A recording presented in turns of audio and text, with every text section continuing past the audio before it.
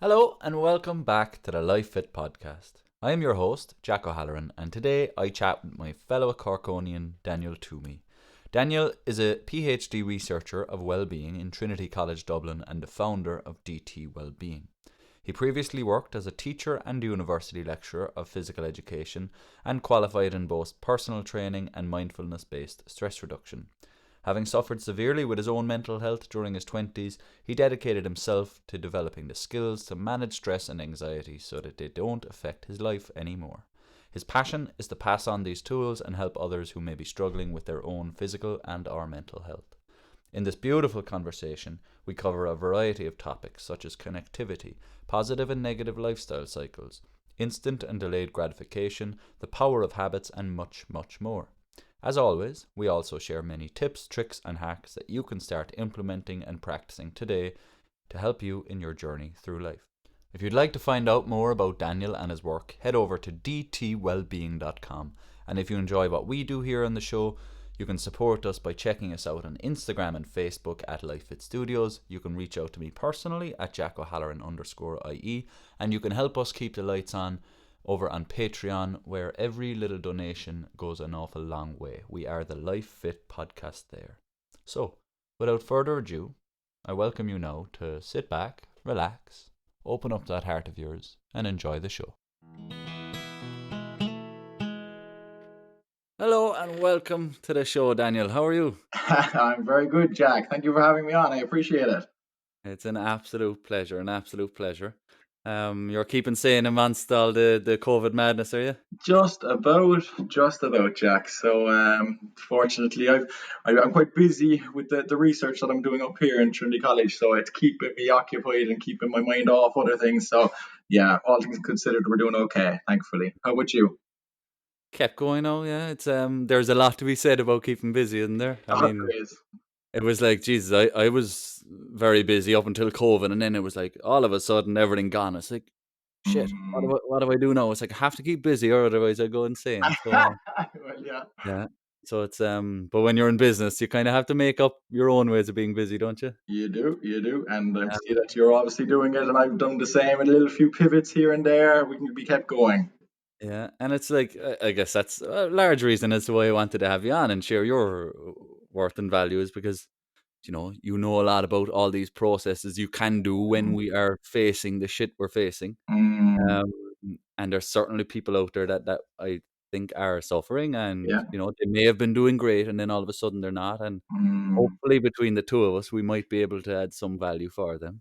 At yeah. least that's my intention and my goal here today. Well, hopefully I can contribute, and hopefully somebody will get some value from it. Yeah, absolutely. Well, I guess where to start, usually where I do start, is getting our audience to know you a bit, Okay. kind of where you came from, Mhm. what life lessons and different things you had to go through to get to where you are today. So maybe Mm. if you'd like to give us a big spiel about who you are and all of that, we'd be delighted to hear it. Okay, well, Jack, yeah. So so as you know, I'm from Carrigaline, not too far from your good self. So would have grown up in Carrigaline, went to Carrigaline, Gael School Carrigaline, and then Carrigaline Community School.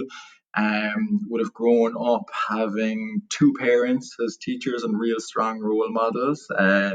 When I came out of Carrigaline Community School in 2004, fell into studying business in UCC, Business Information Systems, but my heart was just in teaching. I just always saw my father, especially, as a real strong role model. And I kind of didn't see the point in pursuing a career where I wasn't helping people or wasn't contributing to society at that sort of level. So, after 1 year of business information systems, I changed. I just kind of really followed my heart and went up to UL to do PE teaching, did that, graduated, came back down to Cork, was a teacher in Cork for 6 years, and then was a lecturer in UCC for a year. Kind of fell into a lecturing job, hadn't really planned for it, but then I loved that. And I was like, right, this actually, I like the idea of being a teacher of teachers. So that kind of spurred me on to come up here and get my PhD done so that I can kind of pursue a career in academia and maybe kind of inspire other teachers the way my father and my mother would have inspired me. So that's kind of the plan. What has brought me to this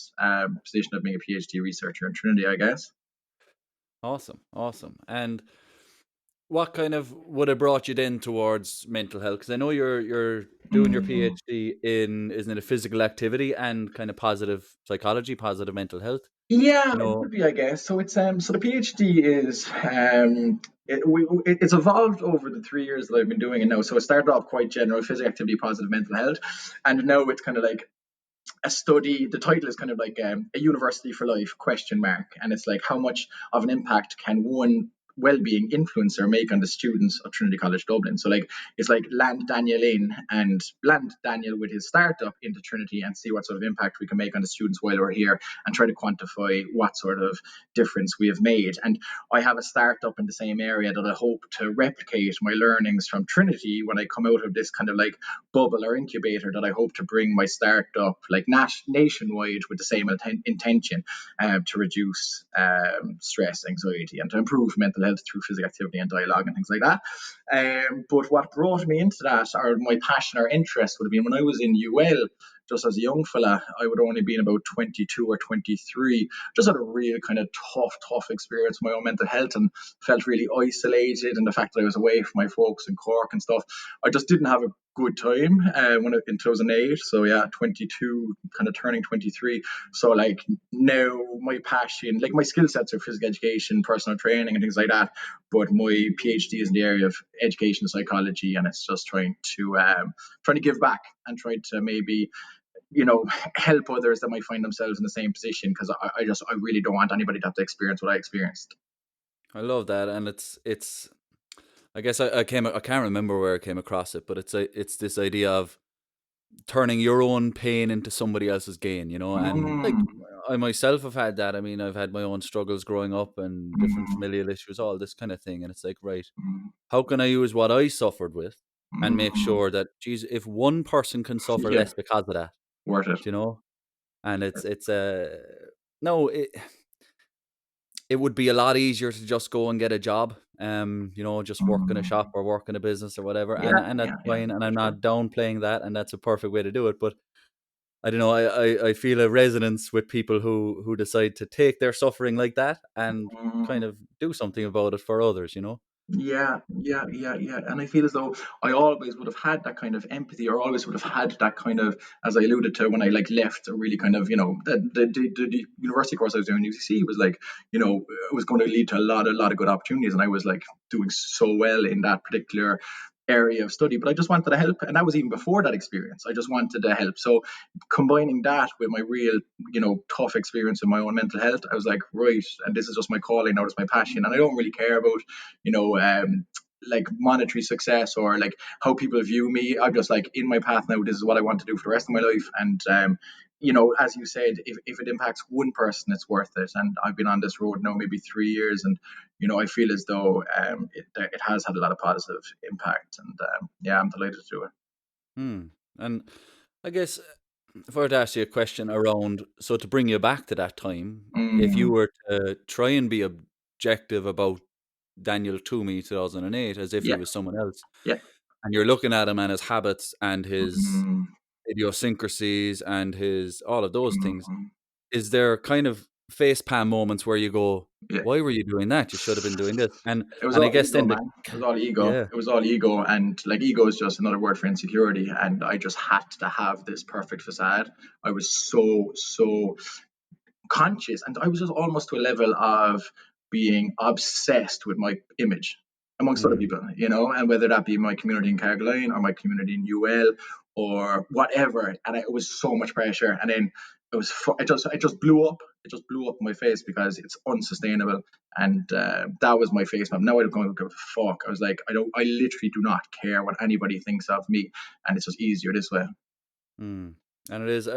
I've noticed that with myself too, and it's this comparison kind of mentality that we Mhm. have, and it's a self-imposed jail, and it Yeah. is purely self-imposed, and Mm, um because I was checking out your Facebook page and things like that, mm, and I've been following it quite a while, and I remember you were mm. talking about connectivity, Yep. and I have a huge value in connectivity too, because I think Mm, at the end of the day, it is all about connection, and we spoke mhm. about this with Louise George in a different podcast as well, and it's this idea. I heard you speak on this quantity issue we have. We have an obsession with Mm, quantity when it comes to yeah. to connection.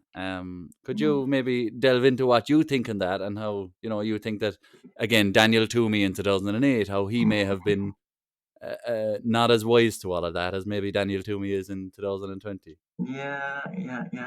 So like I was just talking to a guy. So I have my own podcast as well, Jack, as you know, and I posted one today, and it was a very interesting character. But he was talking about tribes, and like what resonated with me there when you asked that question is that we get strength in numbers, and we feel more secure with larger groups, and like at every stage of our life you kind of see indications of it. Like we're in secondary school, the cool people have lots of friends. It's comfort. It's comfort, or it's perceived comfort, but it's actually a double-edged sword, because my biggest issues from 2008 is that I needed to be everybody's best friend, and I had to have everybody's respect and admiration, and I had to, and all these people that actually wouldn't have been caring that much about me or thinking too much about me, but all my actions were based upon how my perception of their perception of me. It was pure conspicuousness. And as a result of that, I wasn't living an authentic life. I wasn't living any form of, genuine, sincere life for myself. And it was ridiculous. But in terms of the connectivity and the quantity of people that we keep, like right now, like I have a really strong relationship with my parents. I have a strong relationship with my brother, or my brother's a couple of friends, but I'm really I've developed this kind of independence and no reliance. So I still put a lot of value on connectivity. I still value my relationships really highly. Like they are at the top of my priorities, are very, very close, but it's quality more than quantity. And the friends and the family that I have that I put such value on, I don't need to be anybody but Daniel with them, and it makes things easier. And for everybody else, in my professional life, I help a lot of people, and my research and my startup is all about helping people, and I always want to do that. But for me, myself, I have a handful of people that I love inside out, and that's the big difference between now and 2008. In 2008, I was so conscious of how many friends I had, and how many people knew Daniel, and how many people respected, admired, loved, liked Daniel. Whereas now, I'm not overly bothered as long as those 5 people are good. And from my experience, I guess one thing I've put, because I've been very similar to that, I've been approval seeking and all of that, and I still have to work on that a lot of the time. But it's, I think a lot of it comes from this sense of lack. It's like we have an inner lack, and then we seek our gratification of everything externally. And until we realize that, so first, I think for me anyway, first step is to become aware of it. But then not to assume awareness equals solution. Like awareness No. isn't enough. You then also have to practice it, and step by step, like, day by day, your attention and your thoughts get filled less and less with the negative, I'm an asshole, I'm lacking, I don't have ones, and more with the I'm abundant, I'm Yeah. loved, I'm respected, and it's, I think a lot of us suffer with that. Maybe it's defaultiness. I don't know. Is it from society? Is it from our parenting? Is it from what? I don't know. But But the if fact that it's ubiquitous, like almost in modern Western society, that there's very few people that don't experience that. So the fact that it's so omnipresent, yeah, definitely it's a societal thing, but maybe it's like a part of the human condition. Who knows? But it's like I'm absolutely in the minority, or I'm the abnormal one with my current mindset.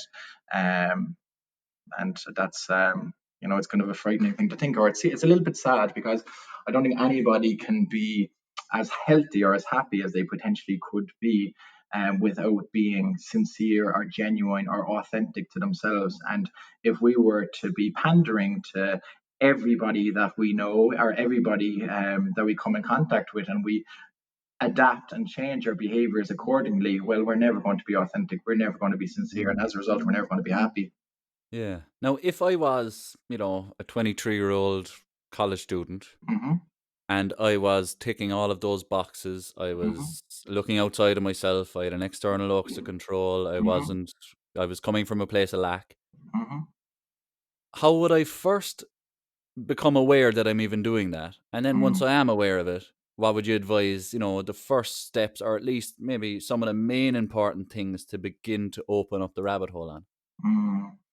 I think at some level we're all aware of it. Like I think I was aware of it even before it was actually brought to my attention that I was just paying too much attention to my perception of other people's opinions of me. But when it was brought to my attention and I kind of recognized that as being a problem, what I would recommend is that if we could just maybe turn our perspective more inwards as opposed to outwards, become a little bit more introspective, try to learn who you are. Because like I'm a teacher and I'm doing a PhD within the area of education, but the education system in Ireland, as good and all as it is, it's flawed. We don't get enough chance to just take a step back and find out who we are. And all of a sudden, we've done the leaving cert, we're in a career trajectory, and we never got a chance to kind of sit back and find out who we are.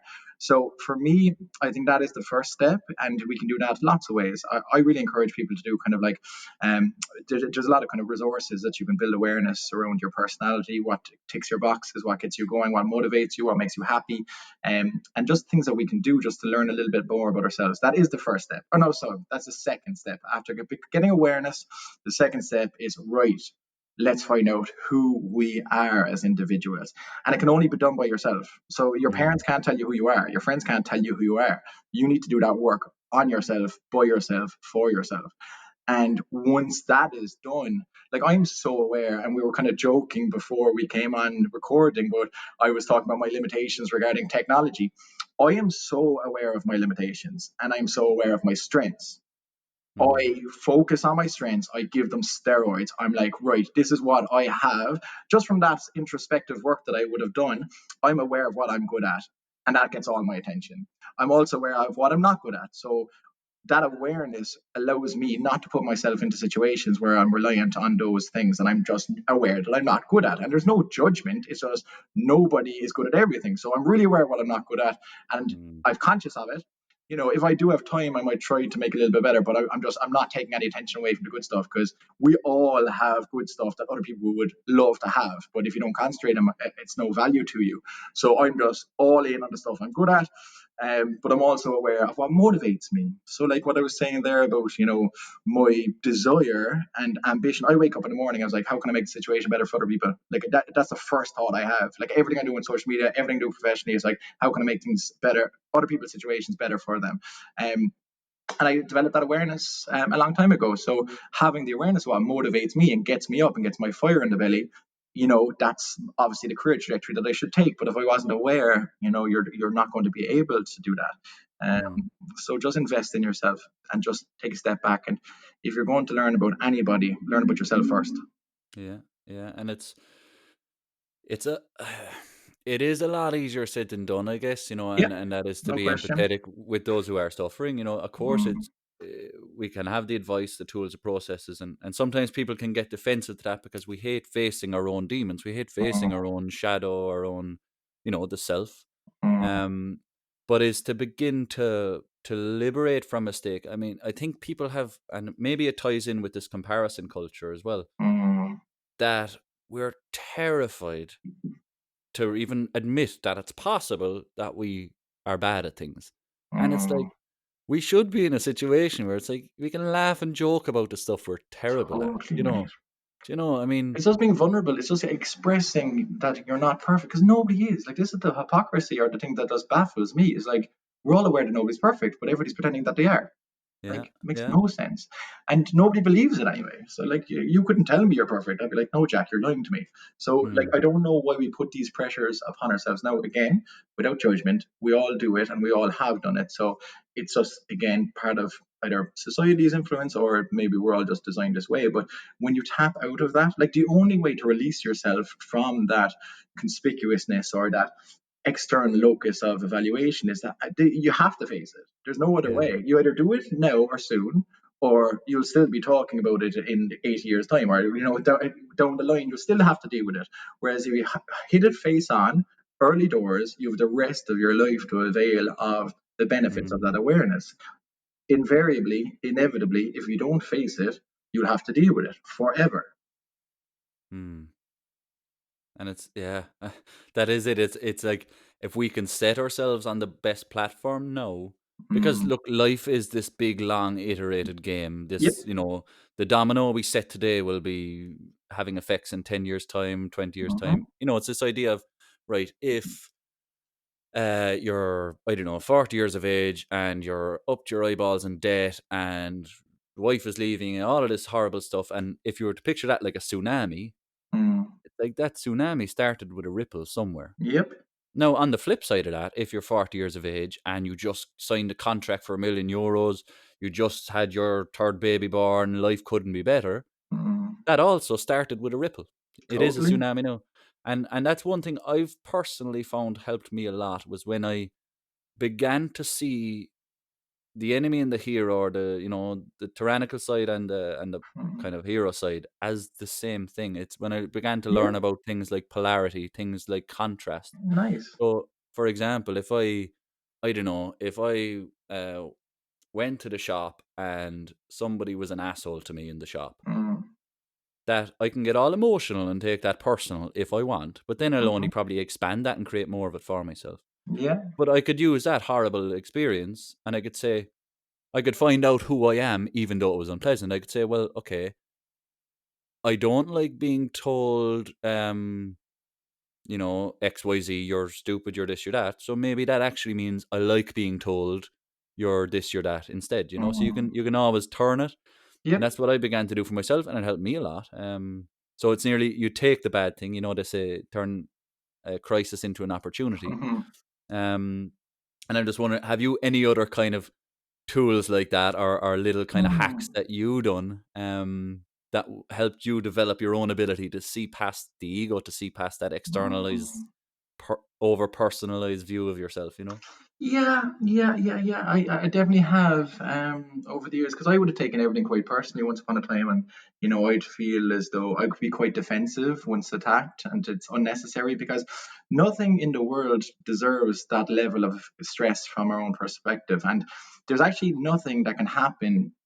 Suffering comes from our reactions. Suffering Mm. comes from our responses to stimuli, not the stimuli themselves. So for me, it's there's learnings and there's positives, and to be taken from every situation. But for me, I just found is that the only time that I really suffer is when I don't control my reactions and responses to things. Whereas when I do control them, like, you're kind of bulletproof in that respect. You can just, regardless of what was to happen to me today, I know that I won't get upset by it, because I don't allow myself to become upset, and other Mm. people's behavior towards me isn't that relevant or important, and I just so it's again very much easier said than to do, and I would be at a very, a long way along the spectrum in that regard, relative to my peers. But yeah, I try to, like, stress is caused by the external world, but it's controlled by the internal world, and Mm. I have a good control system on my inner stress responses. So there is very, very little in the world that can upset me, because Yeah. I I'm in control of how I respond to things. And for someone listening now who might be saying, "Oh shit, that's great for Daniel, but I Yeah. don't have good control of that," is that, I guess, to realize Mhm. that it's okay not to have good control of it today. It's like, Yeah. yeah, you mightn't be able to score 5 goals in a row, but if you Mm. practice, you eventually will. So, Oh, totally, mate. And like, when I was at my lowest of my low, it was 2008. This is 2020, and mm, continuously developing myself in these particular areas. So I have 12 years of an investment now in myself. Like, and it was my priority for that, like, over a decade now. My priority was investing in myself for these reasons, and mm, it came from a real position of weakness. So there's nobody going to be listening to this podcast that was in a worse position than I was in 2008. So you're mm, already at an advantage. But it does take investment, it does take effort. But if you're going to invest and make effort in anything, what's more important than you? yeah, But it yeah, starts, and but first it starts that curiosity, that ambition to do these things. It has to come with a want. You have to want to do this first, and then after that, like, just baby steps and trying to get a little bit better every time. And how you reacted last week when somebody called you a dickhead, you try to respond a little bit better next time, a little bit mm, stronger next time, just a little bit. And you're not going to go from, like, a one where I was to, wherever I am now. You're not going to do that in one step. It's all mm, these incremental improvements, and really trying to. So you're like, after your mind, everything else is quite peripheral. So if you can control your mind, control your emotions, you can kind of control your life. And it's easier said than to do, but it is possible. And I know that for sure because I'm the same guy as I was 2008. And even prior, before I had that real bad time, like I'm just a guy that could be easily triggered. I was getting a lot of trouble when I was a kid for getting in fights. And, I used to lose my temper a lot. And I've well developed an awareness now that I am a really passionate guy, but now I Mm. channel it into a positive way. I channel it into my business, my research, like what I want to achieve in the world. My passion goes into all of those things. Whereas when I was younger, the passion was still there, but I just had no control. And people can take advantage of that. And they did. And I love that idea of channeling, because say if you're a particularly, because a lot of time when we look at ourselves, we don't like what we see. So if we look at ourselves and I Mm, say, right, I'm angry, I'm an angry type of person, it's like mm. anger doesn't have to be a bad thing. No, What if you direct your anger towards a change you want to see in the world and you go and get it done? Do you totally, know? mate. Totally. And it's actually funny because, like, I'm still aware that is the one that I'm still like, I can still get quite angry and I can still from time to time, but when I, so I practice as I preach. So everything that I would recommend to people, I do myself. So I was in Mm, with the counselor in Trinity only last term, and we're just chatting away. And she was like, "What would you like to work on, Dan?" I was like, "You know what? I'm still kind of a little bit cautious regarding my anger, and I feel as though I feel as though the rest of it I'm not as concerned about, but I do feel if there's one negative emotion that I could be likely to experience and it could get me in trouble would be my anger and losing my temper, whatever." And she was asking for examples. We worked it through, which is like, Daniel, you don't have to do anything. That's because anger, like for me, it's just no, I'm really assertive. I'm just when I mm, need to be really assertive, I am. And like, I never really get tested in that regard anymore because I've been very assertive for a while, whilst also being a quite peaceful, nice kind of like pacified man. But when I need to, my anger just expresses itself now in assertiveness when it's absolutely required. So the mm. counselor I was dealing with at the time was like, that is perfect. I wish all my, clients had the same. So the requirement to, so anger again, it's useful. It can be advantageous. But like any sort of emotion, it Mm. has to be controlled and channeled. And if not, like your emotions control you as opposed to the other way around. Yeah, and it's like, again, I think we overly view these apparently negative emotions as Mm, only negative, but it's like, for example, I don't know, if you're talking with somebody and you even have, the need to get angry in the first place, surely that's a sign that you even care. If you didn't give yeah. a fuck, if you didn't Oh give yeah. a shit about what you were talking about or about the person, then you'd have no need to get angry. So the anger can Mm. actually tell you that there's love present, or that Oh, there's, mate, totally. And you that's know, passion, right? Like, look at all the good things that exist in the world. Take passion from it, it's all shit. So, like, mm, you want to play sports with passion. You want to have a romantic partner with passion. You want to follow a career path with passion. So, passion is just another word for emotion. Like, emotion is energy in motion. And so it's not a negative thing in the slightest. Like, life is mm, shit without emotion.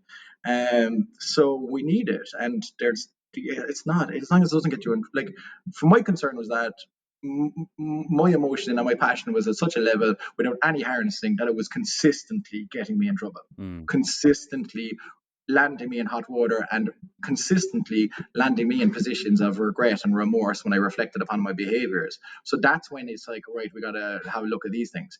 But that was a long time ago. And now the same passion, the same emotion, the same energy and motion is within Daniel Twomey, but it only gets seen at appropriate times and it works.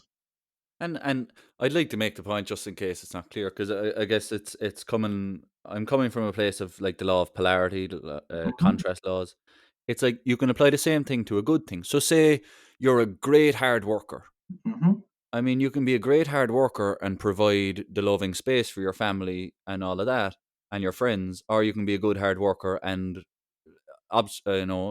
cut everyone off. So even a good thing, being a good hard worker, can Mm-hmm. go both ways too. Yep. So and same with the negative, and it's like, this idea of wherever you have an inside, you have an outside. Wherever you have an up, you have a down. Where you have a left, you have Mm-hmm. a right.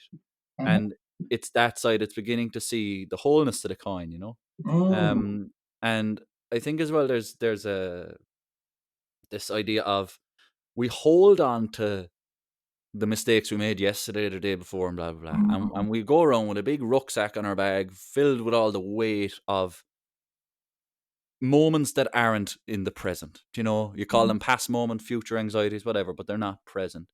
And there was a lovely parable, I think it was a Taoist parable. It was two celibate monks were walking down the road to, I can't even remember the city. And these particular monks, their doctrine, they're not allowed to, even eye contact, they're not allowed to touch women.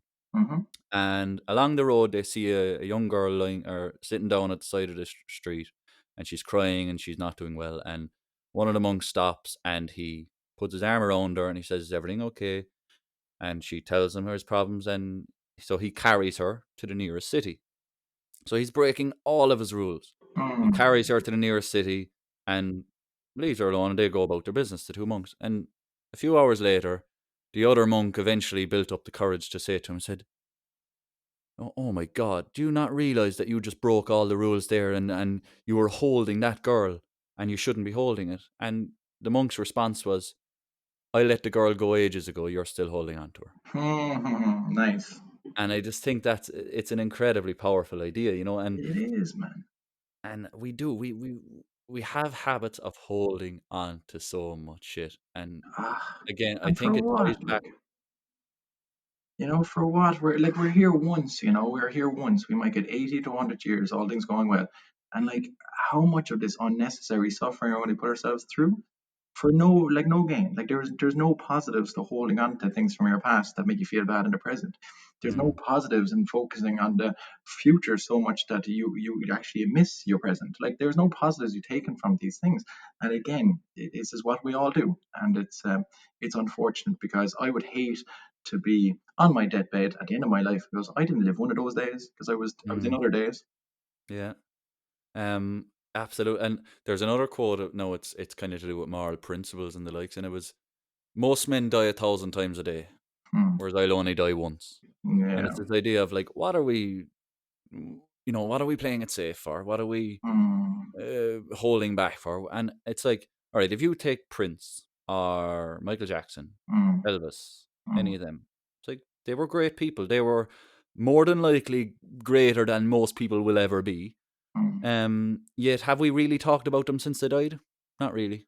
Life moves on, Yeah, yeah, yeah, yeah. and yet we think that, oh my God, I must be perfect, this and that. It's like people don't Yeah, give a fuck. It's I like, love that, man. I love that. That was a hard lesson that I had to learn. But people don't give a fuck, and there's liberation in knowing that you are irrelevant. That you're just another. Like, how long has the planet been in existence? How long have human beings been in existence? How long will all these things go on after us? mm, That 80 years becomes less and less significant, and the stuff we do, we'd like to say that we're having some impact. Like, it's going to come and go. Just enjoy your mm, time, whatever you can do to enjoy this moment because it doesn't matter, and yeah, there's comfort in that. absolutely. And like, I kind of view life as a bit of a song or a dance. And it's one thing I know about music, and I'm an avid musician, is that the music is between the notes. And to bring Hmm. that into what you commonly see in mental health and in life coaching, all that, it's all this idea of it's the journey, not the destination.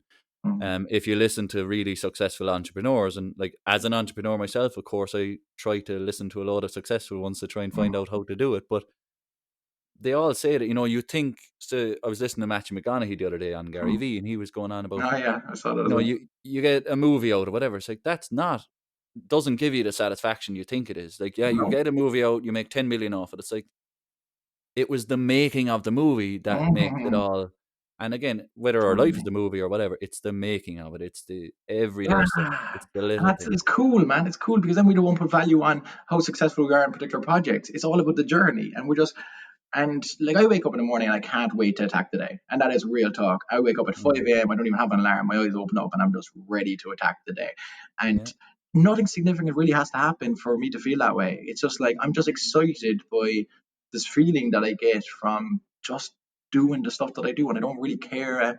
Like, I don't know what it is, but I'm very aware of that. I'm just really enjoying the journey. And I don't even Mm, know what the destination is. I don't really have a specific target. There's nothing really that I'm going to ever achieve in my life with, like, yeah, Dan, you did it. Not going to happen.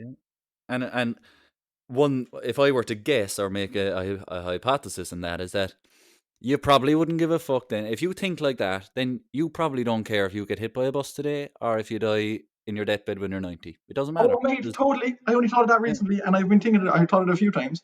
If I died right now, I'd have no regrets. If Yeah. I died right now, I die happy, no regrets, because I lived.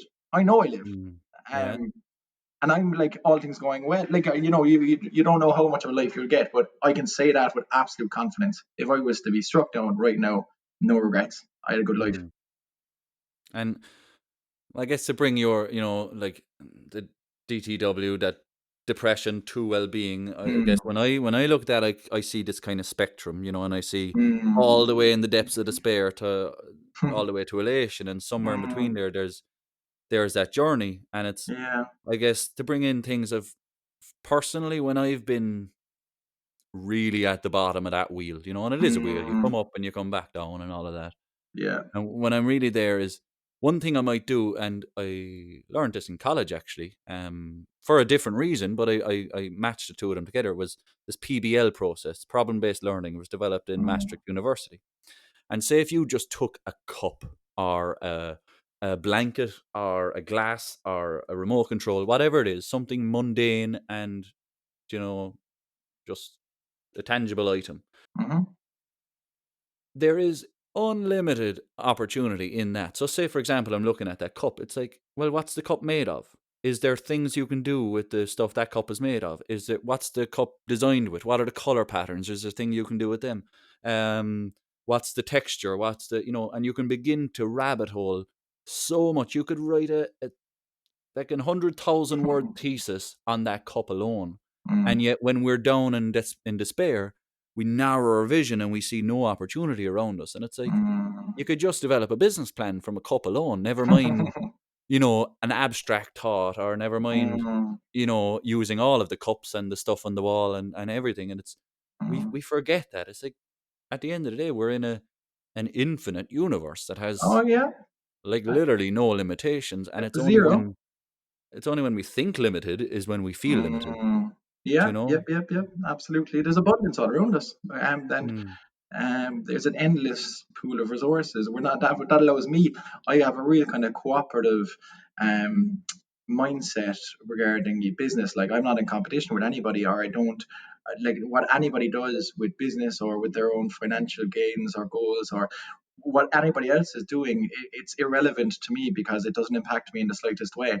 And mm, that way, I don't feel any kind of animosity or any kind of begrudgery or judgment or envy or jealousy because when you realize that you're just in your lane with infinite opportunities, anything else is mm, anybody else's behavior or achievements holds no like weight. It's irrelevant, and there's a niceness that comes with that because I'm honestly like a lot of the people that I collaborate with the most would be deemed as competitors, but we're all trying to do the same thing and we're all trying to make improvements in the same way. So for us, mm. I wish I had more competition. Yeah, and that's a healthy thing. I remember I read a book. It was about the Sermon on the Mount, which is the Bible passage. Now, I'm not a religious guy. I mean, geez, I Mm, hated growing up in Catholic Ireland and having to go mhm, to mass and all that. I hated that shit. But mm, I read a book, The Sermon on the Mount by Emmett Fox, and it's basically it's an analysis of the Sermon on the Mount from a linguistic point of view, and mhm. actually showing that what the words actually meant from at the time and things like that. And it just shows it's actually not a religious text. It's not a theological text at all. It was a self-help playbook. And one of the Okay. rules, which is covet thy neighbor's wife or don't covet thy neighbor's wife, what that actually means is, if you want to be driving a fancy car, is that you're not going to get into the energy of creating a fancy car if you're busy bloody being jealous and sending negative energy to Mm, somebody who does have it. yeah. And it's like, right, if I want to be a superstar sports player, it's like, why Mm, can't another person be a superstar sports player too? Isn't that good for the both of us? Where so yeah. many of us get jealous and we bitch about the people who have what we want, I and we know, say man. that they're assholes, they're this or that, and I know. It's it's such an mind-boggling. extra weight. Yeah. Yeah, it is. It is. And but when you get awareness around these things, it takes any of kind of the heat out of even reacting to it. So like if Mm, I and there definitely have been times in my life that I've experienced that kind of begrudgery or I felt as though people had negative emotions me based towards what I was doing in my own lane. you, instead of having any kind of negative feelings, it's kind of sympathy that I would feel, because I understand that the pain that they must be experiencing internally. And then when you flip it that way, it eases dealing with these interactions, or because you kind of get an insight into the amount of pain that those individuals must be going through for themselves. So Mm. any bit of a kind of a lash out that we may experience in that moment is incomparable with what they must be going through on a daily basis when they're just, with themselves. So for me, there's a niceness, and the kind of, when you come to that realization that like everybody is hurting and everybody has reasons to hurt, and nobody is born with anger or jealousy or greed, or nobody's born wanting to cause hate or pain, but something in their environment or in their years of experience has created that in them. And when you kind of get an awareness around that, it's easier to deal with. You can kind of, Mm. you can definitely sympathize, and often you can empathize with these individuals, because we've all experienced that ourselves before. As much as we might like to say that we don't do it anymore, I'd say there are still times that I might experience a little bit of it, but there was definitely times in my life when I experienced a lot of it. So there can't be any judgment around it, and it doesn't, behaviors don't define individuals, and I can separate people's behavior from their character and their personalities. And so again, it's not, I don't look too far into people's behaviors regarding these things, because we're all on our journeys of self-discovery, self-growth, and the person that's interacting with you in this week, you'll meet them next year, and it's not the same person. Mm. And like, I don't know, one example I can think of for that, and ladies and women, I apologize in advance if I come across insensitive, but this idea of, girls before a night out, and they're so concerned about what they're going to look like, what everyone else is wearing, and to me, it's like, surely the other girls are having the same things going through their heads, so they probably don't give a fuck about what's Mm, going on for you. They're so paranoid about themselves that mm, they're not even going to care what you're wearing and all of that. mm, Again, it's just we I don't know, we hold ourselves up against these, what, I don't know, what do you even call them, external ideas, processes and ideas, and it's like, what is more ideal than being being yourself. happy within yourself? And I Yeah, know, oh mate, I'd get that tattoo on my forehead if it was socially acceptable. That's actually quite ironic yeah. what I said there, but yeah, no, mate. I honestly, like, it's wonderful. What you just said there is wonderful, because it is true. Because there's no happiness that you can compare to the happiness of just being contented with oneself. Mm, And it's funny then, because it's the cruel irony of it, because we spend so long putting values on other people's impressions of us, but you only really get those kudos when you are true to yourself. It's mm, impossible to, what we actually strive for, what I definitely strived for as a younger man. I feel as though genuinely I'm only kind of experiencing it now when I stop caring about it. mm, mm. Yeah. Cruel When you irony, take your right? mind away from it, it dissolves, and that's what Yeah, yeah, yeah. I know that I don't want it. I'm getting it. It's mad. yeah. And that is, geez, I've definitely had the same experience for myself. I've actually implemented into physiotherapy, because one way I look at it, say if somebody comes in with a shoulder pain, right, or hamstring problem or whatever it is, and it's like, in one element, yeah, we can go and we can look at the problem and we can go focus on the problem, and yeah, we might get some good results, certainly. But what if you came in and so you had shoulder pain? We said, right, instead of focusing on the shoulder pain, obviously we want to rule out, any red flags, yellow flags, and that kind of thing. But if you just say, right, what if we focus on the things necessary to create a happy, healthy, strong shoulder? Then there's no room for pain in that existence. So Mm. sometimes you can create the solution without ever actually addressing the problem. Yeah, Do you know? yeah, yeah, And yeah. but there was a question I've meaning to ask you, is again, so because I've often kind of felt this way myself when I've been listening to something. It's like, right, so it sounds like Daniel has his stuff together. So it's like, right, I'd like to be like Daniel. What does Daniel do? What are the habits he does? So I don't know, have you like a daily routine, or have you daily habits that you, and I know other people can do different ones, and many different ones will work, but have you a particular way of waking up in the morning? Have you particular tasks that you do each day that set your habits right? Yeah, I do. If I'm honest, and it's very kind of it's regimented, but in a nice way, because I allow myself break out of it whenever I need to. But yeah, generally speaking, I wake up at 5 a.m. The first thing I do is open my Insight Timer meditation app, and I meditate from bed just after waking. So as soon as I get consciousness, really, I meditate. Once that's done, I put on my tracksuit. So I have like a rollout kind of, I suppose it's a box that holds clothes, but it's all my sports clothes. So I just roll it out, put on a tracksuit, go to the kitchen, put on the kettle, make myself a cup of coffee, and I'm on the streets of Dublin by 5:30, 6 latest. In that hour, it's my favorite hour of the day, 6 a.m. to 7 a.m. I have my earphones in, and I'm either listening to a podcast, audio book, or often it's just my music. And I'm walking, I'm drinking my coffee that I made in my kitchen. And once that coffee is done, I tend to be at like a store, that like a 24-hour store or an early store, and I buy myself another coffee. And I continue to walk.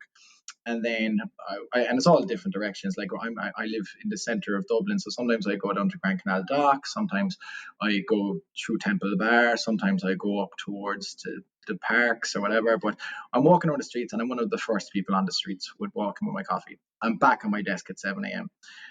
I do my work in blocks. So I do 2-hour blocks of 40 minutes, or 3 40-minute periods. So I do my first block, 7 to 9. I have 3 jobs that I do. 7 to 9, I start off my social media, and I kind of plan my day. So I do my social media posting, and then I plan my rest of my day for the further blocks. Then I do a block between 9 to 11, tends to be PhD writing or some form of writing. And then 11 to 1 is another block, 1 to 3 is another block, 3 to 5 is a potential other block, and 5 to 7 is another potential block. So if I have a lot of energy, I could get 12 hours done in a day. I'd average probably 10. And I do those in the blocks. After every 40 minutes, I take a break. But after every 3 block, or like every 2-hour block, I would take a more significant break. I might go for a walk around campus or get some lunch or whatever. But I'm still, immediately into the next block. So that's like my regimented work routine, and it's like 7 days a week, really. Some days I give myself a little bit more slack at weekends, but that's what it kind of looks like. The exercise, so I do my walking every morning, and that would count as my kind of low intensity exercise. So that always happens. And then 3 days a week, I would take one of those 2-hour blocks, and I would go for a big run, or I'd go to the gym, or, I'd get the heart rate up real high 3 times a week. So that gets done. And then I have a healthy meal in the evening, and I kind of hang out with a few friends, or just kind of socialize, and that's kind of my day. And it's so embedded now in me that nothing has to remind me. I can look at the clock, and I can see where I should be in the day, and I don't set an alarm. I just wake up, and then the bookends are really important to me. So that morning, that from 5 to 7 is really important, and then from 7 to 9 is really important PM for me as well. So I'm in bed every evening at 8, all technology turned off, and I'm reading books or I'm journaling, and the intention is to be fast asleep at 9, and more often I am. So I sleep 9 to 5, and then I kind of would be working 5 to 7, and then 2 hours off in the evening. But it's a bit, it might be considered, I know people will be listening to that as like, whoa, that is extreme, that must be so tough. It's definitely abnormal, but for me, it's very natural. I like it, and it doesn't put me under any pressure, and I'm very productive and very happy and healthy, so it works. And I get that vibe, and I think it's an important thing to note is that, you have your routine, but it's a routine you want to set up. And I think people have this idea. So if people don't have a routine, and they know routines are good, and they know they should set one up, and they know they should timetable and schedule, why do people have this idea that they have to schedule in things they don't want to do? I mean, you can make the damn schedule you like, And And that is the thing as well. And I'm so aware, right, that like I kind of checked out of my normal life towards probably like the last time I was a teacher with a full-time job was 2016.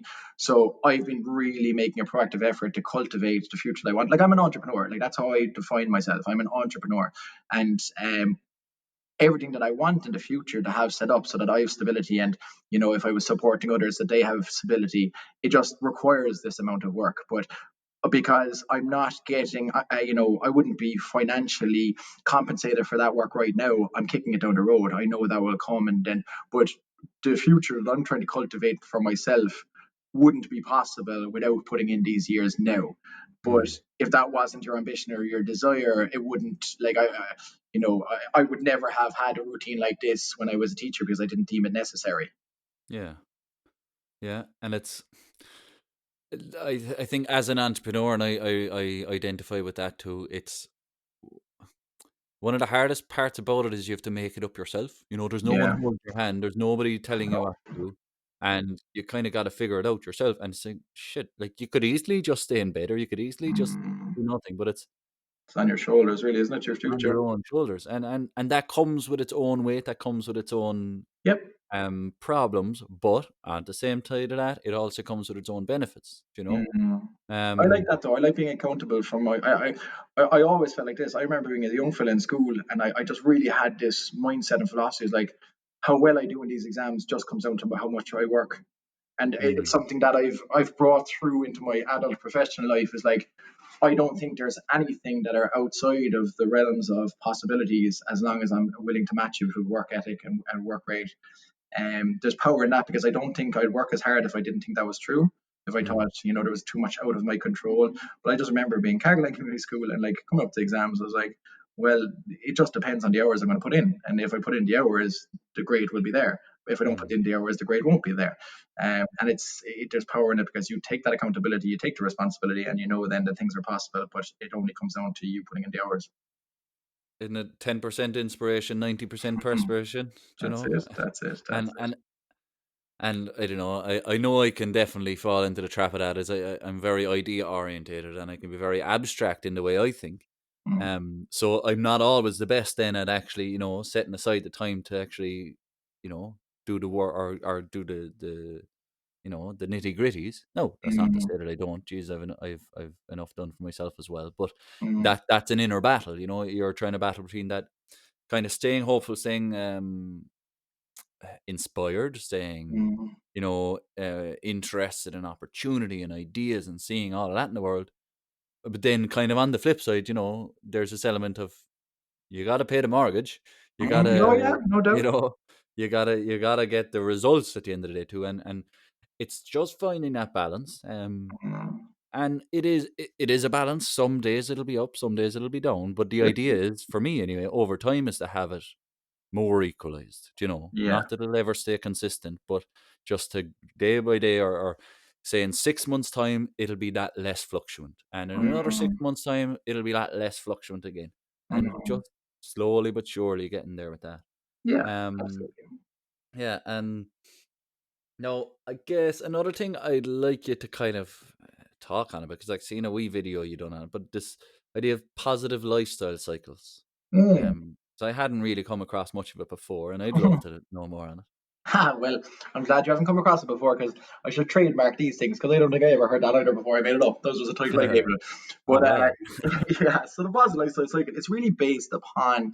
So another concept that I came up with was the core four, and I really talk about the core four as if like I just stand over it so much, and it's so simple. But if everybody in the world wanted to be as healthy and as happy as they potentially could be, there are four things that they need to do habitually. So every single day, we need to sleep for 8 hours.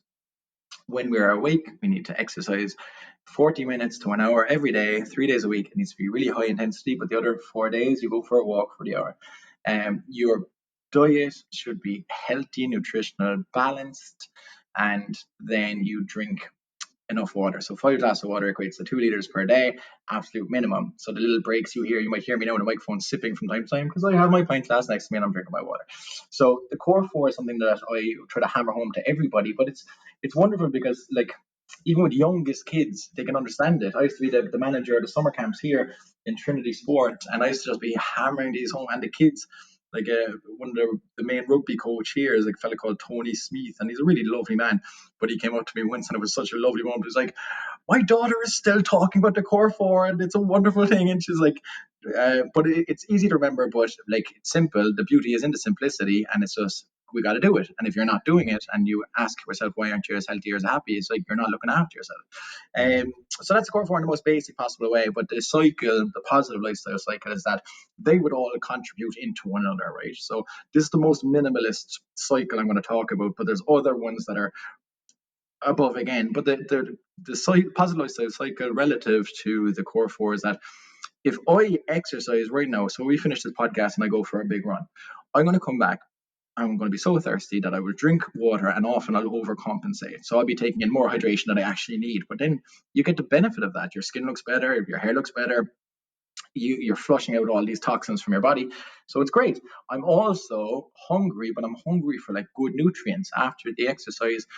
My with the wear and tear, I'll want the protein for growth and repair. I'll want the carbohydrates to replenish my energy levels. I'll want the micronutrients. These things that your body will be craving, whether you're conscious of it or not. So that leads into healthier eating. And then after my exercise and after my drink my water and after my eat healthy meal, I'm exhausted and I hit the pillow and I'm out for 8 hours. You do that every day, you're a healthy guy or a healthy girl. And that's like the most basic, but it's just they all contribute into another. But the flip side of that then is a negative lifestyle cycle where a lot of people would be in, and I was myself once as well for a long part of my life. It's like, if you're, let's say, instead of going for my run now, I decide I'm hanging up here now, and I'm going to go for loads of pints with the lads, or in this current situation, a bag of cans. So I get a bag of cans and I go up Can to I the. come too? You can. How fast can you get to Dublin? Right. So we go to the canal and I polish. I've had 12 pints of Bulmers. It's a nice day. I'm taking a cider. So 12 cans of Bulmers. Had that. A fella has, I don't know, a bottle of Jameson as well, and we're passing it around, and I'm out till 4 a.m. I wake up the next morning. I am not going exercising. I feel so bad. You know what? I'm not even going to cook today. So I open up my Deliveroo and I get some takeout food delivered to me that I know it's not nutritional, but it's just something. I get some sustenance or I get some salience, and I've ate, but it's just terrible. And then because I just laid around the couch all day because I was so hungover, I go to bed. I've no energy done. I haven't expended any energy that day, and I'm just looking at the ceiling. I'm rattled. I got the fear.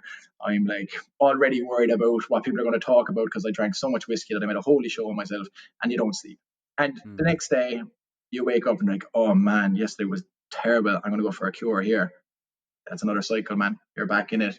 And that's what your week looks like. And all the positive benefits you get from a positive lifestyle cycle, I'm talking, longevity of life, quality of life, how you look, how you feel about yourself, your self-esteem, all those positive things. You get the negative with the negative lifestyle cycle. So you're cutting years off your life. While you're alive, you're not enjoying yourself as much as you could. You look terrible. You've low self-esteem. You've low self-efficacy. You don't speak highly of yourself, poor self-talk, and cycle. You get a choice. These are choices, lifestyle choices, and the significance and the repercussions and ramifications of those choices and those lifestyles are massive because that is your life then. Yeah. And it's like, it goes back, whatever you practice at, you get better. So if you're Yep. practicing a positive cycle, Oh you man, know, totally. that changes your manifestations. And if you're practicing a negative one, then it has the same effect. It becomes easier. And habits like I wouldn't for a second pretend like that is like it's difficult to start engaging with that at a continuous level. You do it for 21 days, you've developed your habit. You do it for another 21 days, you have a lifestyle that is you. So it's a 6 week commitment. So when I'm doing my coaching, especially like with my online coaching, like a lot of my stuff would have nothing to do with fitness, like physical fitness. I'm a coach, so I'm currently working with a guy in Waterford, and he's like he's hired me as a coach, and I'm coaching him. He's got his own business, and he wants somebody to be accountable to, and he wants to develop these habits and these lifestyles. So like 6 weeks, give me 6 weeks, and we'll change who you are. And he is, we're like, and this is why these timelines are significant. But you can reverse if that negative life cycle that I mentioned there, you've got a red flag going up. You're listening to this and like, that's me.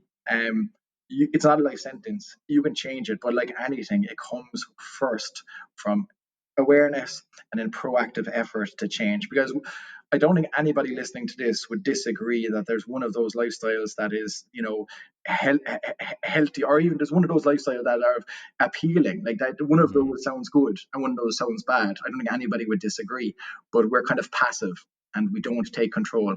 What would you advise to say battle against this need for instant gratification? So it's like, Mm, right, I have a down day and I'm, away with the fairies, and I said, oh, I'm gonna mm, do this diet and I'm gonna do this, and it's a week later, the scales isn't telling me that I'm fabulous yet, mm, and look, go on, it's just one glass of wine and it's just one beer. Yeah. And, so I guess, and I'm caveating this into coaching, and for coaches out there, is this, putting a roadmap and then saying, look, have your targets, not today, not tomorrow, have your targets Yep. 3 weeks, 6 weeks, 9 weeks. Mm, Look at it then, and because it's a far longer data trajectory, you'll be able mm, to see, the trend differences by then. And if totally. you can get to 6 data points, then you have a pretty solid trend.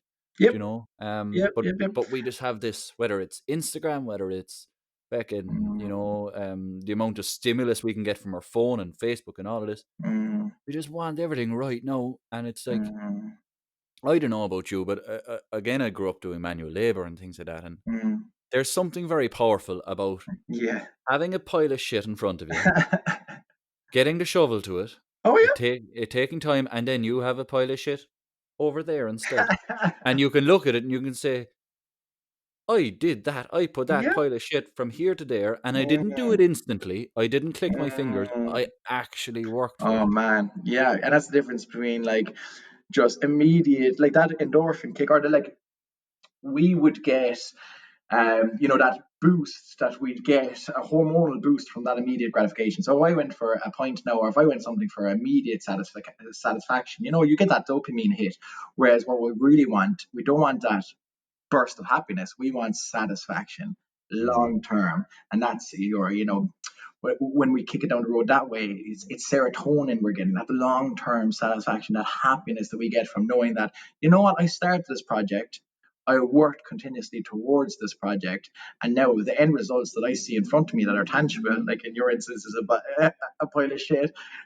Whatever it is, if it takes effort, there's like a directly related level of satisfaction and happiness. So if you mm, want to do something this second that makes you happy, that happiness will kind of be relative to that. Whereas if you work on a project long term, so like what you said there about instant gratification, delayed gratification is, for me personally, the most important, significant skill to develop, because every single thing in your life, if you're comfortable kicking it down the road, there's two benefits to it.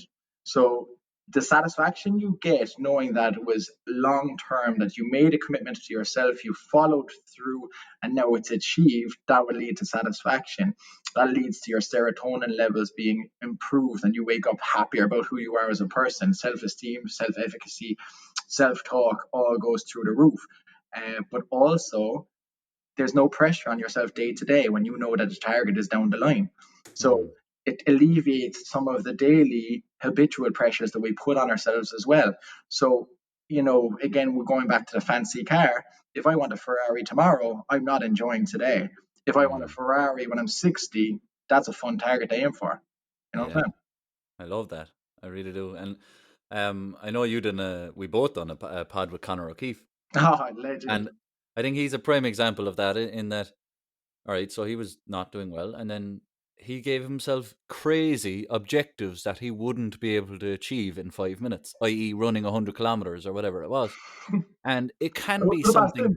I I know. wouldn't put it past him. If there's one fella who can do 100 kilometers in 5 minutes. Yeah, and well, maybe, and maybe some people are freaks in that regard, but I Well, guess, look, there's physics. We have to take yeah. physics into consideration. But yeah, it's just this idea of, because some people are maybe looking at it now and saying, Jesus, yeah, maybe I should set up a really difficult long-term challenge that I can get a reward way later. And it's like, it doesn't actually have to be anything in particular. It can be No, something totally abstract and it's just, lovely, man. It's lovely. Like I always equate it back. I ran the Dublin Marathon in 2017, and I set it up for myself. I committed about 5 months prior. I'm not probably I committed probably 6 months prior, but I started training 5 months prior, and that's plenty of time. Like I've done marathon like 3 months. It's doable, but I gave myself the 5 months, and I enjoyed every day of training. And I had been like, I knew what it would look like on the day. I'd done a marathon a few years prior, and it didn't go well for me because I overshot and I didn't give it the respect that it deserved. And then in 2017, man, I think it was the most enjoyable sporting, or up there with most enjoyed experiences I've ever had in my life. mm, And it wasn't what happened on October 28th, 2017. It was happening 5 months prior, every single day. I enjoyed every step of my training. I knew what I was building towards. I knew what I was trying to achieve. And the day was glorious. yeah. I guess earlier on you were mentioning about how it's not the stimulus that stresses us; it's that Mm. internal perception. Yeah. And an example that's just stringing in my mind right now is because I eat food. I don't know if you know this, but I tend to like to eat food. Most days anyway. Yeah, yeah, And absolutely. there are dinners in my lifetime that I've had more than once. The exact same dinner more than once. Mhm, Yet mhm. my experience of that exact same dinner might differ from time to time. Yep. For example, if I was in that negative cycle and I was hungover and whatever, and feeling like a piece of shit and all of that, and I go and I get this dinner, whether it's a pizza or whether it's a something that I made up yesterday or whatever, it could be something delicious or something not so delicious. Versus if I was working all day, done a 12-hour day, hadn't really eaten, they say hunger is the best sauce kind of a Yeah, thing. yeah, yeah. And I come home and I have that exact same dinner, but Mm, now all of a sudden it's delicious. I can just sense mm, the flavor, the reward. mm, And I think that's true beyond dinner. It's true beyond food. It's true for work. It's true for, mm. that Ferrari. I mean, like Ferraris would be so boring if we could just have one tomorrow. Totally. And it keeps us going, man. I like, it's, and again, it's not even about the Ferrari, like we were mentioning there about the journey. Like, it's just setting yourself challenges and, having something to aim towards. And it doesn't really matter what it is, but it's nice to have something that will, a little bit of a carrot. And, when you do get it, you'll be satisfied, but then it's going to be something else. And you know Mm. that you've done that journey and you've set yourself tasks and goals. Like, I would be goal oriented to a degree, like to quite a high degree. I would have always been kind of like other people would have said that I would be, quite a goal orientated man, but it's never about the goal. It's just about the challenge and setting it up and then doing it. Like I have that feeling about my PhD now. I have that feeling about my startup. I have that feeling. I've had that feeling with sports before. And when I think back on the satisfaction that I had got, it's actually not about the end result. It's about the journey and just getting it done and what it leads to. Once you do it once, you develop confidence, but then you want to do more and more and more, and it's kind of that growth mindset. And it's you don't see challenges as in a negative way. Like, you see anything in life that could cause you, that would result in it being a challenge, you get excited by that then. Whereas if we hide from these things, you're going to keep hiding. Whereas, yeah, no, it's there's a lot of kind of, I get personally myself a lot of peace from knowing that it's nothing that I'm going towards that is going to be tangible. It's just I'm just enjoying the journey. Yeah, and I don't know if you ever came across. There's a poem called "If" by Rudyard Kipling. Yeah. Oh yeah. A beautiful poem, but It is. there's one line in it in particular that irks in my craw, that sticks out for me, is that Mm. if you can meet triumph, or if you can meet with Mm. triumph and disaster, and treat those two imposters just the same. And I'm paraphrasing now, but just No, to no, but that's speed bang up the on. poem. That's But bang on, and it's beautiful.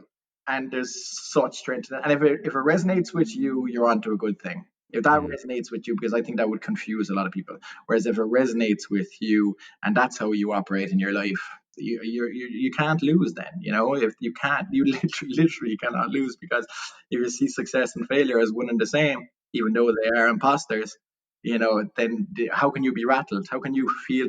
So there's as much problems with putting value on success as there is in being set back by failures. Both are problematic because, yeah, because it's just, if you can face them one and the same without any judgment. Today was success. Yesterday was failure. It is a story to tell. It's all it is. There's no judgment.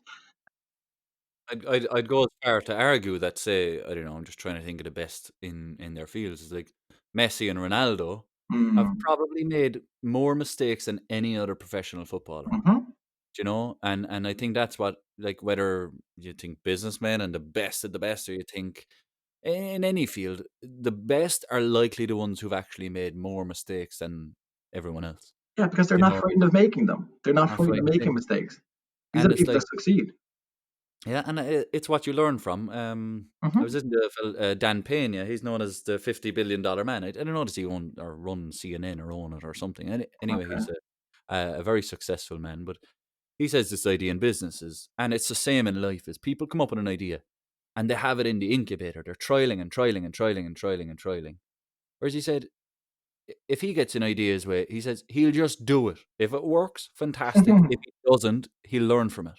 So Yeah, there's no trialing in his business model. It's just, you have an idea, you just do it. If it's a yeah, mistake, then there's a lesson there. If it works, then yeah, there's a lesson there too. yeah. Do you know? And I think that is, no, again, I have to caveat it and keep bringing it back. All of this, of course, is a lot easier said than done. And if you are out there suffering at the moment, Yeah, yeah, yeah, yeah. we realize that, and you should realize that too, that it's okay not to get it right straight away. Yeah, but it's to have the awareness around it that it might not be relevant for you today, but there's no denying that it is relevant and that it is correct what you're saying and what they have said. So it's useful to know that you might get some solace from that if you're putting too much emphasis on failures and you're feeling bad about yourself right now. That won't change by us acknowledging the fact that you should like that.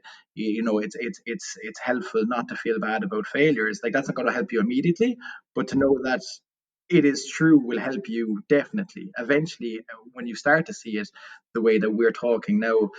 You will get more and more peace and more solace from it, but I do think there's power in just hearing it, and mm, whether you take something from it today or down the line um, is quite irrelevant, but it is important to take something from it because we can put these pressures on ourselves. And again, it comes down to a lot with success and failure. It's to do with ego and how the other people on this planet, the other 7.5 billion people, how they view our success and our failure. It's not as such to do with the actual success or failure itself. It's how we perceive that to be deemed by others can affect us, and that makes us feel bad. If nobody cared, if we were in a cave by ourselves with all the same resources doing the same stuff and nobody ever saw how we got on, I don't think people would be half as affected by failure. mm, definitely. Um, yeah, 100% agree with you. I guess if I was trying to think is, if I'm out there as a prospective client, say, right, or Mhm. as 23-year-old college guy or whatever. Mm. For the record, I'm not 23. I'm only Ah, 19. But, you're what? I'm only 19, or at least my Ah, body is anyway. stop it. You don't like me like a philosopher. I thought you were like Aristotle's age or something. Go on, keep going. I'm not. I'm not 19, or you're fucking about 10 years senior.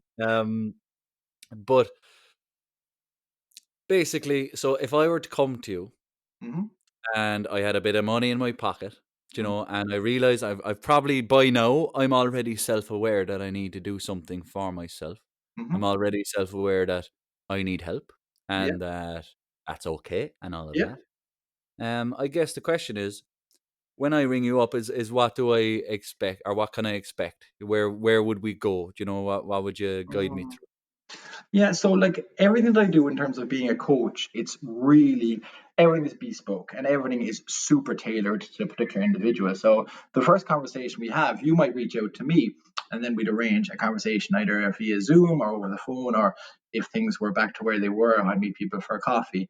And then I just get down, I kind of briefly introduce myself and then I just shut up and I, Mm, I, I listened to the person speak to me, and I asked them why did they, what was the ambition, or what sparked the interest? Why did you reach out to me? What was your goal or your ambition for, this conversation? What were you hoping to get out of it? What were you hoping to get out of the relationship? What would you be hoping to get out of the coaching?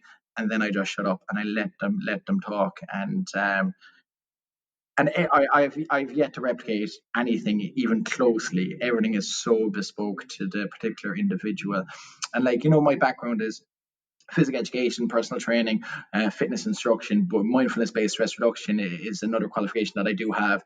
And what I do then is like none of them get too much attention. It's all very kind of hybrid, and some people might be coming to me for purely mental health issues, so it could be purely anxiety or stress, and some people may come to me for purely physical. They just want to drop a dress size or put on a bit of muscle coming into the summer, and most often it's a mixture of both. And then you mm, throw into the mix then if like what I was mentioning with my gentleman in Waterford, if it's like goal setting, goal orientating training, we do that too, but generally speaking, every program and every coaching program that I would deliver would be a combination of all of those things.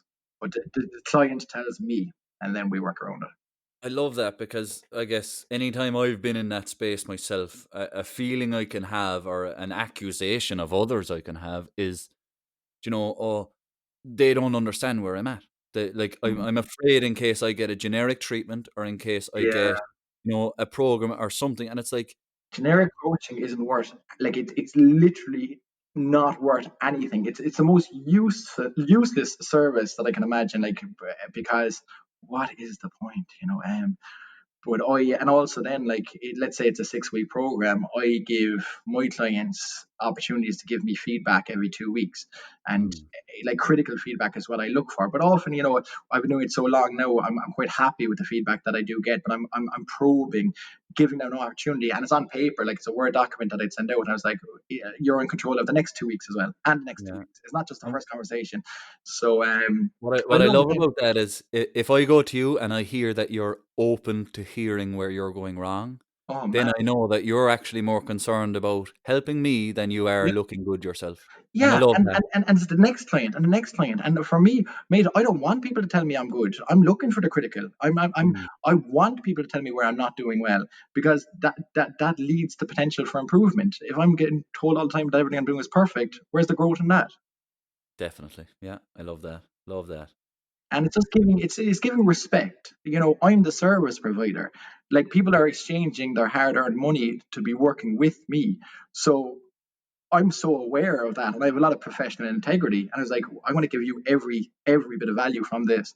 And you know what? And then I get a lot of repeat business. So, like, people would sign up for 6 weeks and they'd stay on indefinitely. It works. Mm, And I'm all about, as well. Like, it's kind of a cliche, but I would always say, like, I'm trying to teach you how to fish instead of giving you a fish. mm, I want to have this service so efficient and so effective that you don't need me once we're done. yeah. Um, but yeah, look, I just love what I do, man. I say this all the time, and I like, relative to competitors, I charge very minimal, and because all I want to do is help, and I just love it. And again, that's might sound kind of like, what's the word for that, but it's our But there's self other gratifying. values than like, I feel this myself too as an entrepreneur, because we try and think our price point, but it's like, should we be expensive? Should we be cheap? But you know Mm. what? That's just one metric. The money is just one metric. Yeah. So, like, you can be paid in many ways, you know, Yes. and so price at the end of the day, it's probably just more about accessibility to the customer than anything else, Totally. And really. being aware of your target market. So, as I said to Mm, you, my target market, I want to help the younger version of myself, 17 to 23-year-olds. I didn't have money when mm, I was 17 to 23. So I don't want to discount anybody based on prices. So if a professional contacts me here from the IFSC, he gets charged the same as a transition year student in Cork, you know? mm, yeah, And then, like, and I'm busy, I'm busy as a result of that. So mm, anyway, that's a total an yeah, aside, but yeah, that's yeah. what I do. That's the service I provide. Mighty. I've been doing a little bit of research lately into kind of corporate health and programs, things like that. And Mm.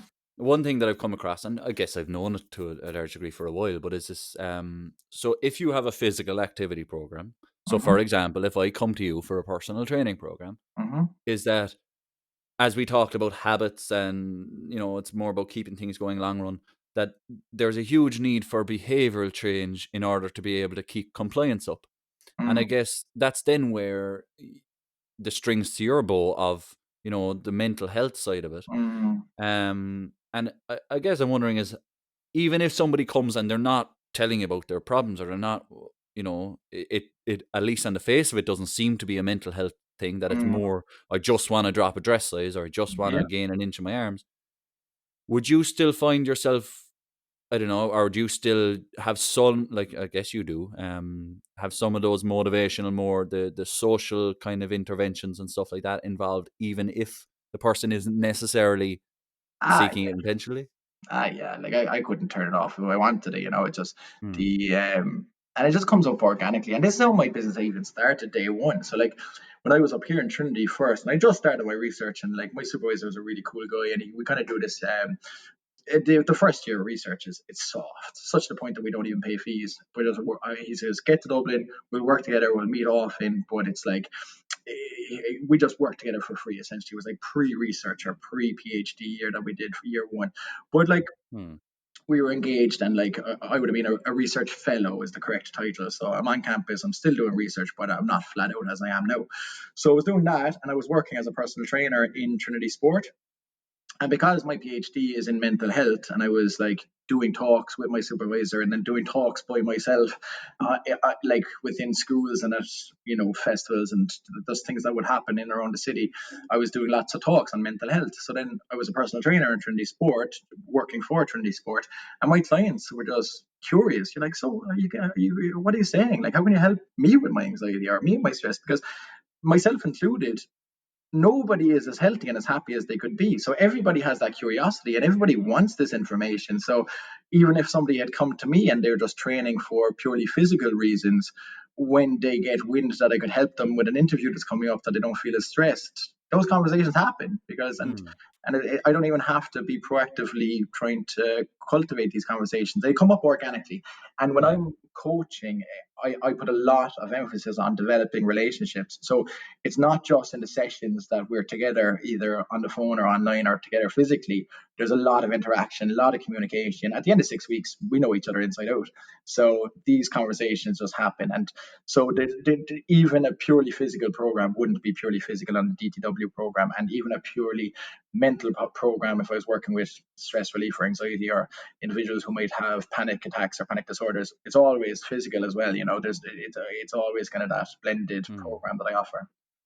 I love that because it shows your humility as well. And it's I Yeah, really do. It's an authentic approach. I yeah, guess man. just before we start finishing up, because I'm conscious of time, is just on your PhD. Kind of, if you were to let people know kind of what you're doing, what you're hoping to achieve with it, where maybe that path is going to further expand and maybe Yeah. into more research and stuff like that. Yeah, so my PhD is in physical activity and positive mental health for success, as we mentioned. And it's really focused on the students of Trinity College Dublin. Now, unfortunately, with this particular year that we're in, we're now trying to reevaluate how we're going to collect the data, because Mm. what it was going to be was me just offering DTW on campus. I was just doing my business on campus for the students. So the only difference now is how we're going to collect the data, but this study is the same. Why did I start it? So when I was lecturing in UCC, I got a real thirst for academic life, and I liked the idea of being a lecturer professor, and I still do. And so that's part of my motivation for getting my PhD done, but also now because I started my startup. So I started DTW the week I started my PhD, and now most of my energy and my thoughts on a daily level go into my startup. So I feel as though having a PhD in well-being as the CEO of a well-being company, it's just going to be of so much value, like relative to, there's not many others that would have that. It Mm. just gives me that credibility and kind of brings me to a different plane. So when I graduate to Dr. Daniel Twomey in September 2022, the ambition is to graduate my business as well and to be in a position where there's capital to do that. So for now, I'm just working in Trinity College, and my market is Trinity College, same age bracket, 17 to 23-year-olds. When I graduate my business nationally is the plan, and having that PhD will also, like, the title is one thing, but the learning I'm doing, man, I'm spending 8 hours a day reading and writing about this stuff. So Mm. it's not just about the qualification, it's the investment I'm making in my knowledge. And that I hope then, when I finish, like DTW at the moment is very service orientated, but it's going to be very education based, like coach, or like I'll have an academy where I'll be teaching people these things. That's the plan. So having that academic background and teaching background, as well as the startup and as well as the skill sets and the services that I will be coaching and also teaching others to coach, the PhD is the cherry on the top. Fantastic. Yeah, and it sounds like a great roadmap, and you have a general path figured out, and that's Mm, awesome and great work. good. I guess now I'm going to ask you, before we get into a little bit of a bonus round after. So if you're listening, keep listening for that.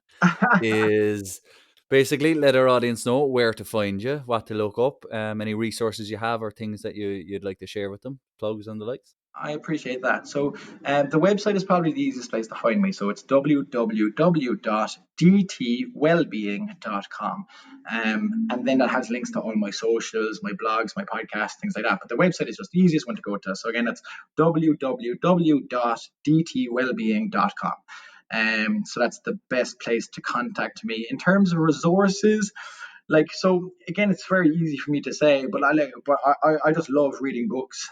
So I do a lot of reading in this area, and I do it as much as for pleasure as I do for professional reasons. But what I would say is that if you could just I would encourage everybody to maybe invest in a journal, so some form of writing material that you can just jot down your thoughts, jot down your plans. For me, journaling is something that every single person on the planet would get value from if they did it on a regular basis, because it's just a way to maybe get thoughts onto paper, also plan for the future. But there's power in journaling, so I do think that's the number one resource I would recommend to everyone outside of books. And I could list a dozen right now, but I won't. I would like everybody listening to this podcast to purchase a journal and start journaling, writing things down, doodling, nothing fancy, just get your thoughts onto paper. I think that's the best thing that you could possibly do for yourself today. Love that. Love that. Okay. So bonus round is, and for my regular listeners, this is a new thing I'm trying out. Is to ask each You waited guest. for me to come on to try a new thing. Thanks for that, Yeah, bud. I had to sacrifice someone. Oh, well, look, it was Um, only because I'm a Cargoline man. You didn't yeah, know the regular. I felt safety in our local connection. Oh, well, I appreciate Um, that. I was going the opposite way. I was like, I thought it was spite. Like, get that big yellow belly out of there. Go on. so question number one is: if you were on your deathbed and you had one last sentence left in your breath, and you could speak to either your younger self or anyone in the world for that particular matter, and tell them one thing, what would it be and why? So I would say to somebody, if I was on my deathbed, the last bit of advice I was like, please, please, please strive every single day to be 100% you. And what we described earlier in terms of developing awareness around who you are, there is nobody on the planet as you are. There's nobody else that could possibly be you.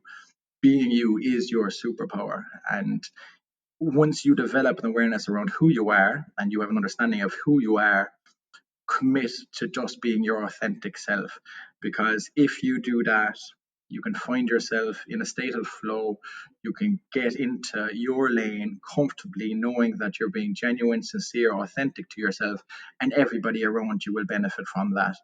And if you were to go against the grain and try to become somebody who you are not, or try to behave like somebody that you authentically are not, you're going to come up against obstacles and you're going to have a more difficult life than is necessary. So if you want to live a happy, fulfilled, satisfied life, just be yourself and don't try to be anybody else. I You are love that. you, nobody else Yeah, is you, and that is your superpower.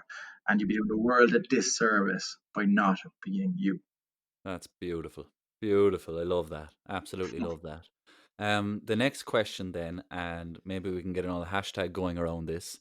Hashtag praise it forward. And the idea here is there one person, it doesn't have to be your favorite person of all time, but is there one other person out there in the world that has added huge value for you, and that if somebody was listening right now and they wanted to learn more, just a further rabbit hole for them, who would that be and why? And I guess the reason I wanted to start this is because I can imagine myself sitting on my desk working and getting a notification saying two random blokes mentioned me and praised my work on a podcast. And you know what? That would be bloody lovely. So Mm. if you have that person or someone in mind, then we'll give them an all mention. Okay, so I think this is the last opportunity that I get to do this, so I might give a couple of. So what I'm going to do first is like what we're mentioning there about the books, right? So there are some people like entrepreneurs or literasts at a kind of a global level that I feel have had some significance for me and to me. So like Gary Vaynerchuk, you mentioned him already. Gary V is an entrepreneur that I really respect and enjoy. I've seen Tony Robbins speak again as an entrepreneur. I found he was to be powerful in terms of spirituality. Eckhart Tolle, The Power of Now, Stillness Speaks. These sort of books brought me a lot of solace, a lot of peace. Paulo Coelho, again, a very, very inspirational writer. You'd have heard of The Alchemist, The Pilgrimage, books like this. Look, Mm, the more you go down those rabbit holes, I don't think you'd feel any, you'll always be glad you did. But in terms of an individual that I think we could hashtag, and that individual may get a bit of satisfaction from seeing it, let's mention him again. We mentioned already, Conor O'Keefe out in Glanmire. Let's give him a hashtag shout out. Conor O'Keefe he's an inspirational man, and he's doing work in this world that nobody else is doing, and he's a regular guy just like you and I, but what he's doing is superhuman, and he is a wonderful, wonderful man, and he's doing great work. So Conor O'Keefe. Yeah, I can absolutely back that up. He really is. He's inspiring. And for those who, it just so happens you have a show with him recorded. I have a show Yeah, already recorded. So if you want to check him out there, do. there's no coincidence there. There's no On coincidence there. He's that good. He's yeah, he's an absolute gent, and he's a ray of positivity. And mm, the world needs that. I find right now the world needs positivity. So Conor O'Keefe, give him a shout out. yeah. And Connor, if you're listening, love your brother. Keep it going. Likewise, likewise. Yeah. So look, Daniel, I tell you, it's been absolutely amazing having you on. I really enjoyed our Me conversation. too. You'll have to return the So favor now. I'm going to have to get you on mine yeah, shortly. I'd love to. Yeah, yeah, I'd love to. We'll turn the screw. That's it. That's Um, it. yeah. So look, I'll let you go, and Thank we you might so have you much. again on again down the line. Maybe Oh, get an look, update on how your PhD is going, how you I'll be figured out delighted. your data and all the likes, I'll be and delighted. get an update. Yep. Yeah. So thanks Awesome. Well, again, thanks so and much for having me on, mate. I really enjoyed it as well. That was one of the best conversations I've had in a long, long time, and I really appreciated you having me on. All right. So thanks for reaching out, and thanks for having me on. It was a privilege and it was a pleasure. beautiful. And as you say, better than most, nothing but love. Nothing but love. I feel Yeah. that. All Yeah. right, brother. Thank you so much. Awesome. All right. I Thanks, appreciate it. Dan. Take Thanks. it Bye easy. bye. All the best. Bye bye. So that's all for today, folks. I hope, like me, you enjoyed this chat with Daniel, and I'd like to extend my gratitude again to him for taking out the time and doing all of the amazing work he is doing. If you'd like to find out more about him, head to DTWellbeing.com and be sure to also check out his podcast, the DT Wellbeing Podcast, over on YouTube. If you'd like to support us, find us on Instagram and Facebook at LifeFit Studios, or connect with me on my personal account at jackohalloran_IE. We are also on Patreon, where every donation you make helps us keep this show alive. You can find us there at the Life Fit Podcast. And until next time, please stay safe out there, be kind to your fellow human, and keep spreading that love. Yours in health, Jack.